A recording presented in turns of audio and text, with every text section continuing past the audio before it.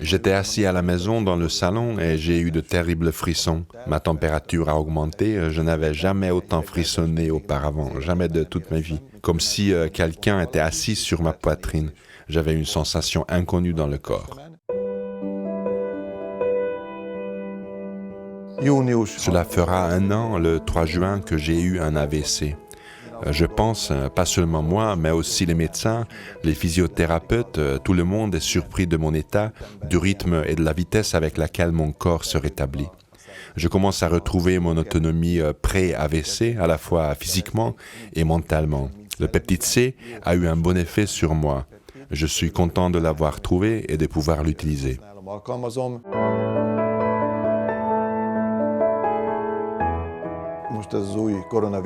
Maintenant, à cause du coronavirus, je ne peux pas aller en réadaptation à Budakeszi, ni dans d'autres lieux de réhabilitation.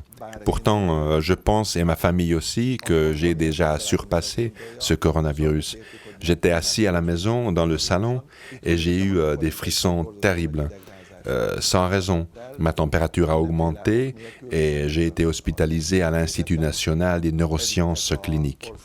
Ils ne comprenaient pas mon état là-bas. Je n'avais jamais ressenti un tel frisson auparavant, jamais vraiment dans ma vie. J'étais couvert d'une couette. Dans l'ambulance qui m'a emmené à l'Institut, j'ai demandé au chauffeur d'augmenter le chauffage dans l'ambulance. J'avais une sensation inconnue dans le corps et les médecins ne savaient pas ce que c'était.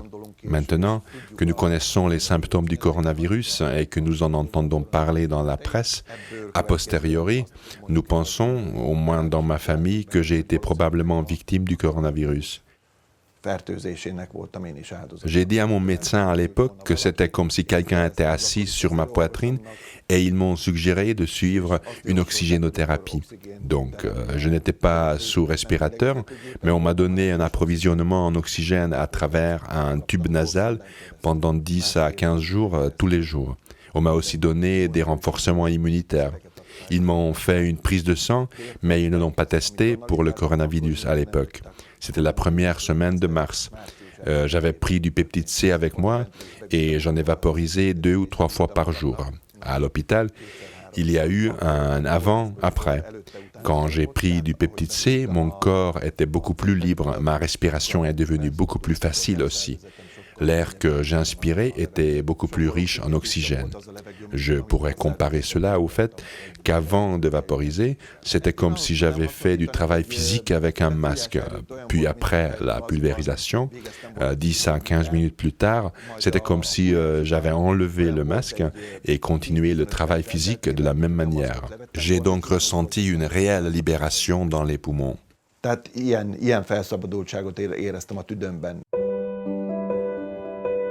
En mars, des personnes souffrant de graves lésions cérébrales ont éprouvé des problèmes respiratoires associés à une maladie infectieuse. Cela allait de l'essoufflement à un arrêt respiratoire momentané. Dans ces cas, la proinsuline peptide C s'est avérée d'une efficacité considérable pour aider à surmonter et atténuer ces graves symptômes.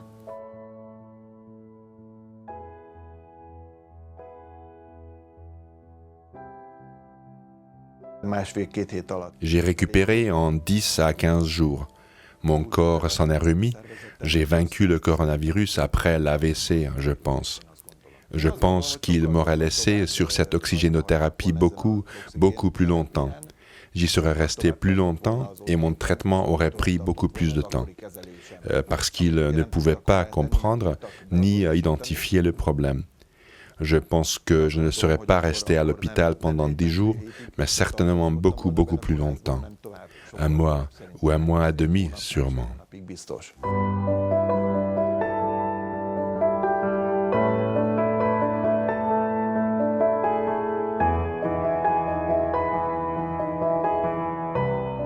Les informations contenues dans cette vidéo n'ont pas été approuvées par l'Institut national pharmaceutique et de nutrition ou autre institut de santé. Nous n'avons pas l'intention de diagnostiquer, de traiter, de guérir ou d'anticiper des maladies. Les informations sont partagées uniquement à des fins éducatives. Nous vous prions de toujours consulter votre médecin traitant, surtout en cas de grossesse, d'allaitement, de traitement médicamenteux ou de maladies existantes.